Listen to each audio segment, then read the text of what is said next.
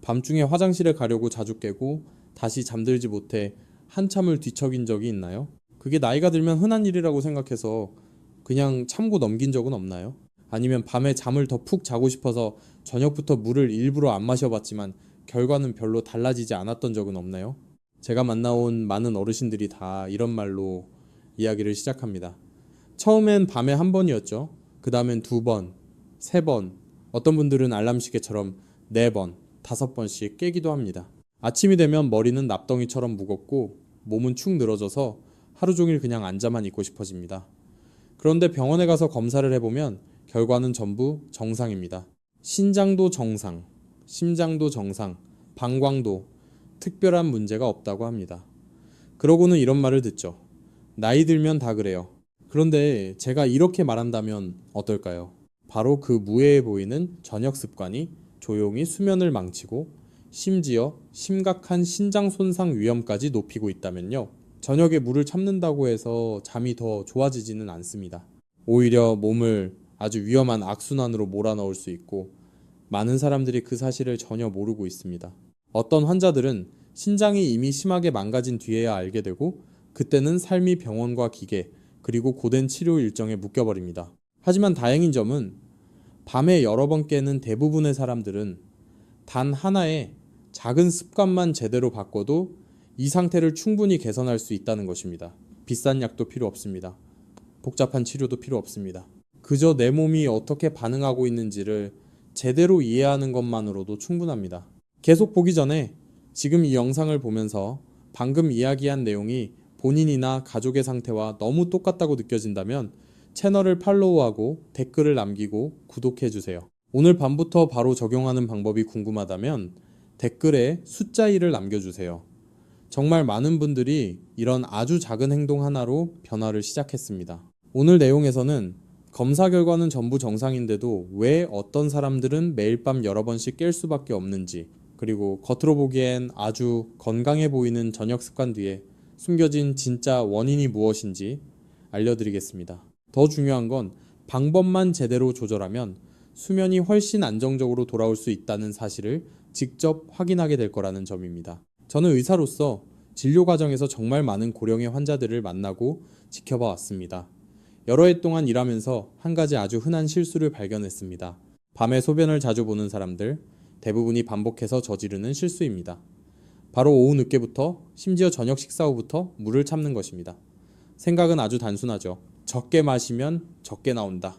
하지만 실제로 사람의 몸은 물병처럼 단순하게 작동하지 않습니다. 물을 충분히 마시지 않으면, 특히 저녁에 물이 부족해지면 혈액이 더 끈적하고 진해집니다.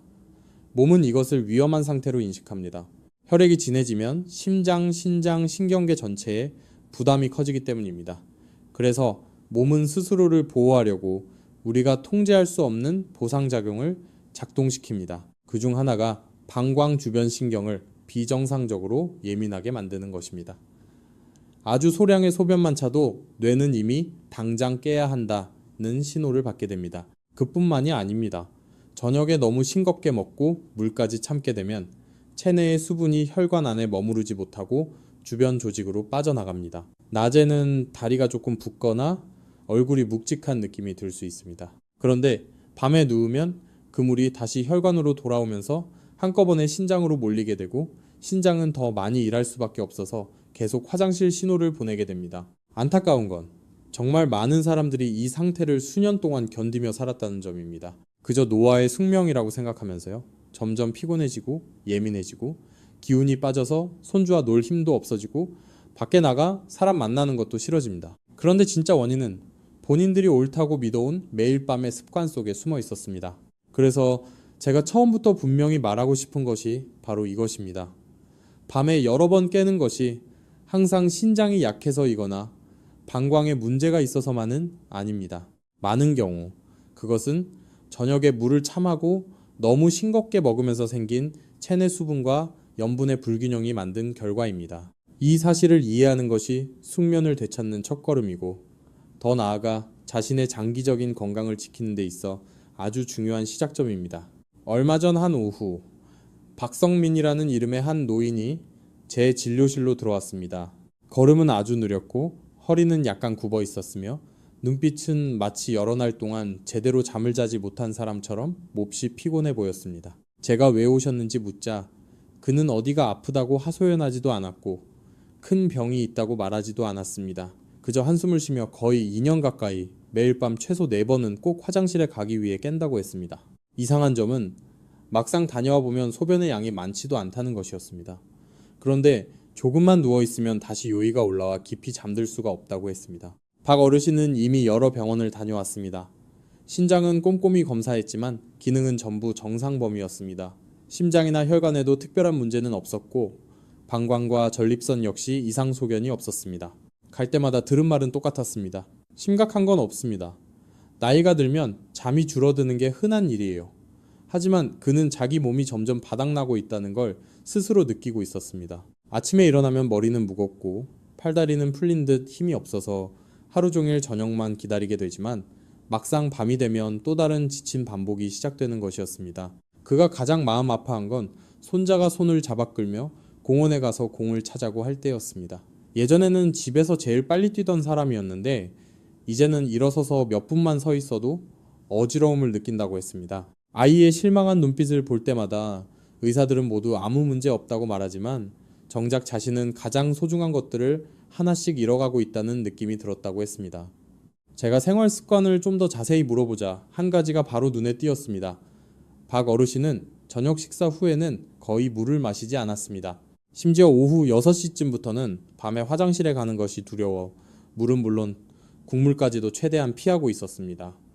게다가 음식도 아주 싱겁게 먹고 있었습니다.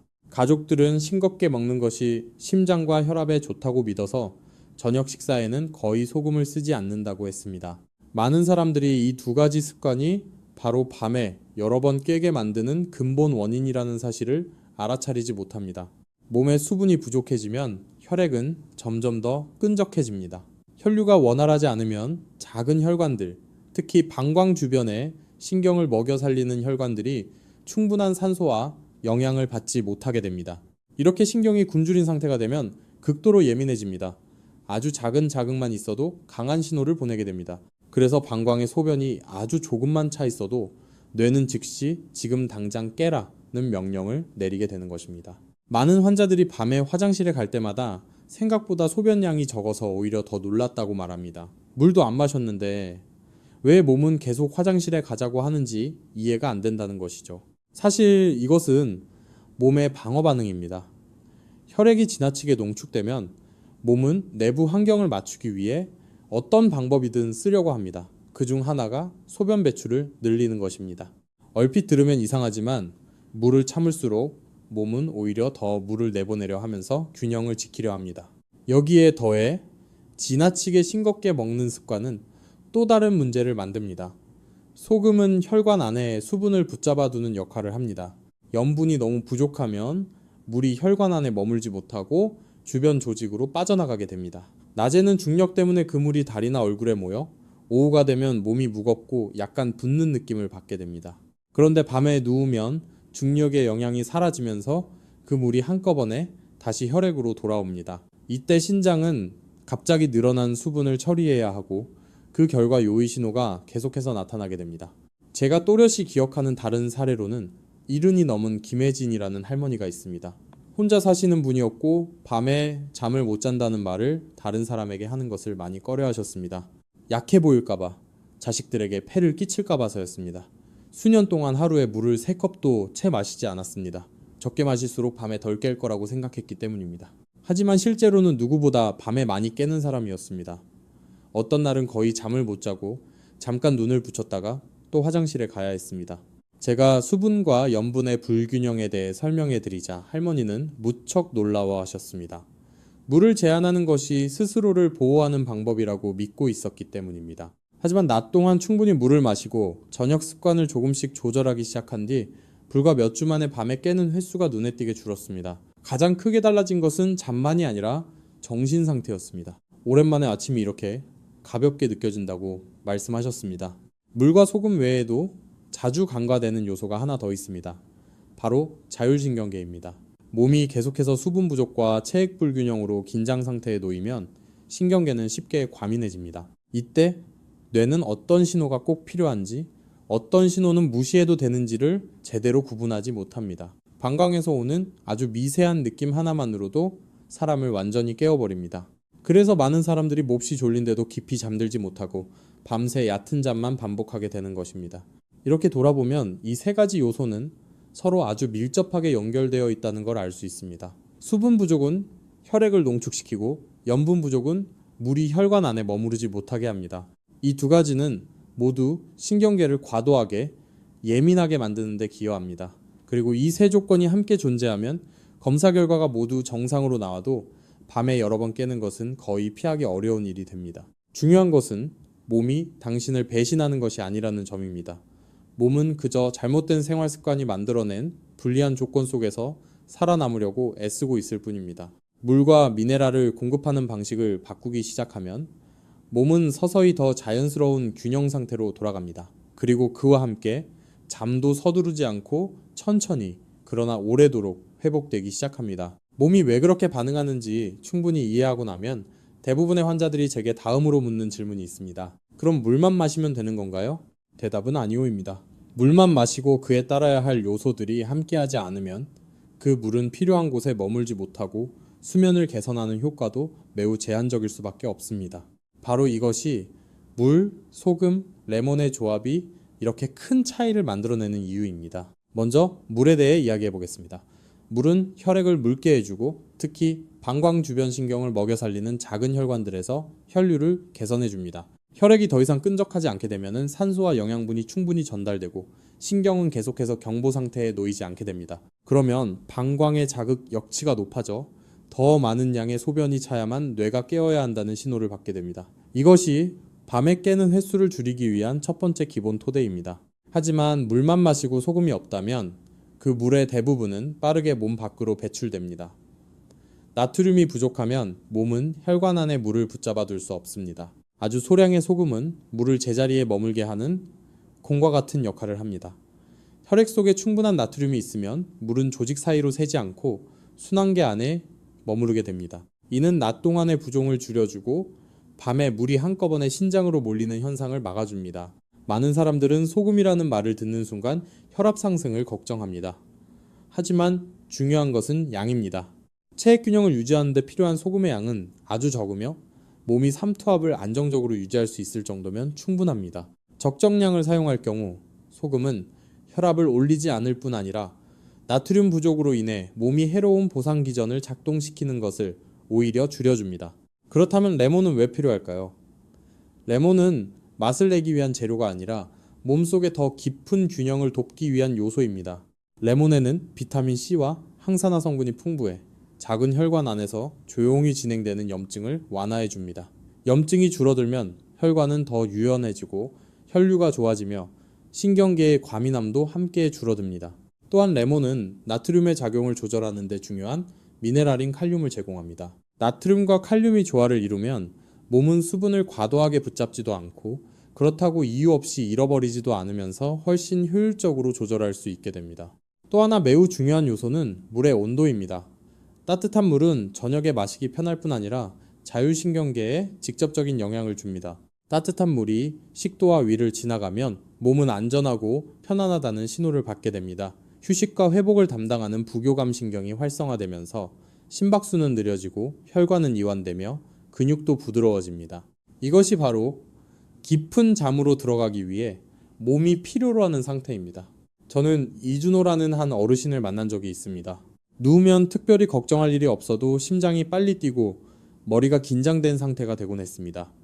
심장 관련 검사들은 모두 정상이었습니다. 더 자세히 살펴보니 그의 신경계는 항상 경계 상태에 놓여 있었습니다. 잠들기 전 따뜻한 물에 약간의 소금과 레몬을 넣어 마시는 습관을 들인 뒤 얼마 지나지 않아 그는 누웠을 때의 불안감이 거의 사라졌다고 말했습니다. 잠도 훨씬 깊어졌고 밤중에 깨는 횟수도 줄었습니다.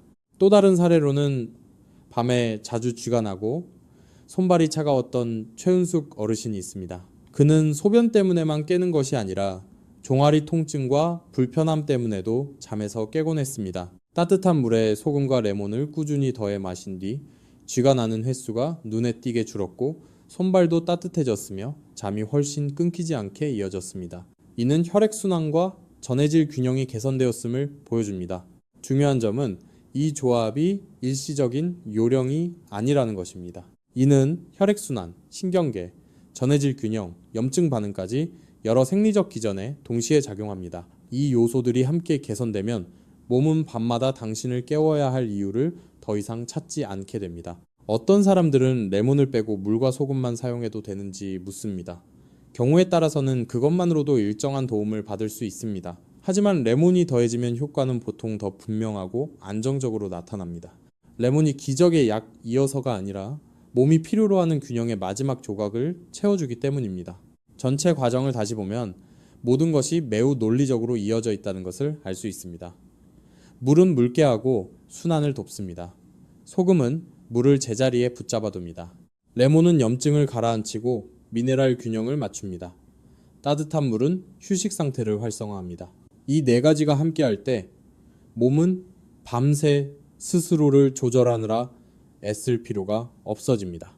그리고 몸이 제대로 쉬게 되면 어떤 복잡한 방법도 없이 잠은 더 깊고 끊김없이 찾아옵니다. 이것이 바로 아주 단순하지만 큰 변화를 가져올 수 있는 습관을 실천할 수 있는 토대입니다. 각각의 요소가 왜 중요한지를 이해하면 더 이상 불안하거나 의심하지 않게 됩니다. 당신은 몸을 억지로 몰아붙이는 것이 아니라 돕고 있다는 것을 알게 됩니다.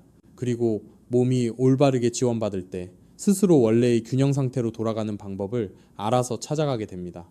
물, 소금, 레몬이 왜 수면에 깊은 영향을 줄 수 있는지 이해했다면 다음으로 중요한 것은 어떻게 하면 올바르게 적용하느냐입니다. 많은 사람들이 여기까지 듣고는 바로 해보고 싶어 하지만 시간이나 방법이 틀리면 효과가 온전히 나타나지 않습니다. 그래서 저는 항상 환자들에게 아주 구체적이고 단순하지만 하나하나 정확해야 하는 습관을 안내합니다. 가장 적절한 시간은 잠자리에 들기 약 1시간 전입니다.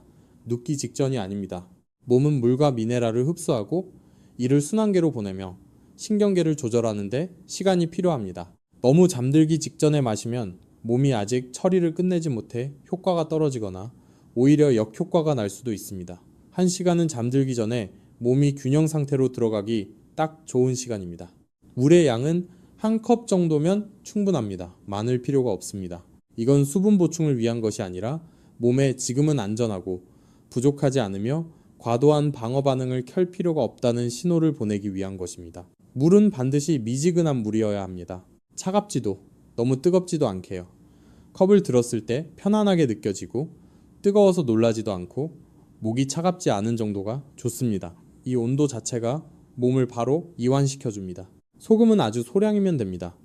저는 보통 엄지와 검지로 집을 수 있는 작은 한 꼬집이면 충분하다고 말합니다. 저어서 맛을 봤을 때 거의 짠맛이 느껴지지 않아야 합니다. 짠맛이 느껴진다면 이미 너무 많이 넣은 것입니다. 이 정도 양이면 물이 혈관 안에 머무는 데는 충분하지만 일반적인 사람에게서 혈압에 나쁜 영향을 줄 정도는 아닙니다. 레몬도 마찬가지로 아주 얇은 한 조각이나 아주 적은 양의 레몬즙이면 충분합니다. 강한 신맛을 내기 위함이 아니라 미네랄 균형을 돕고 몸속의 염증 반응을 부드럽게 가라앉히기 위한 것입니다. 따뜻한 물에 레몬 한 조각을 넣으면 은은한 향이 퍼지는데 그 향 자체도 하루가 끝났다는 신호처럼 마음을 차분하게 만들어줍니다. 마시는 방법 역시 중요합니다. 한 번에 벌컥 마시지 마세요. 자리에 앉아 호흡을 천천히 하면서 몇 분에 걸쳐 작은 모금으로 마시는 것이 좋습니다. 이 시간은 하루를 마무리하는 작은 의식처럼 생각하세요. 휴대폰이나 TV에 방해받지 않고 서두르지 않는 것이 중요합니다.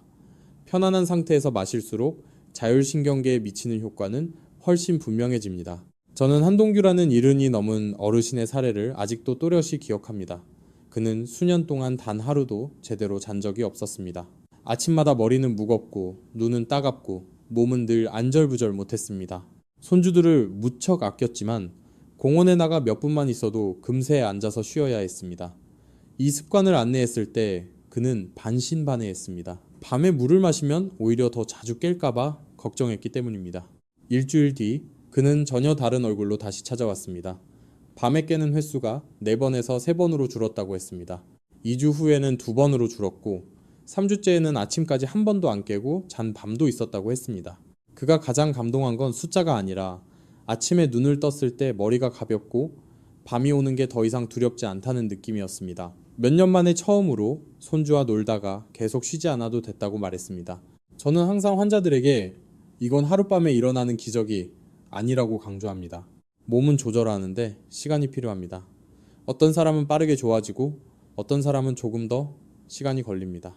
하지만 꾸준히 올바른 방법으로 실천하면 몸은 서서히 본래의 생체 리듬을 되찾습니다. 불균형이 바로잡히면 밤에 당신을 깨우던 신호들도 자연스럽게 줄어듭니다. 물론 주의가 필요한 경우도 있습니다.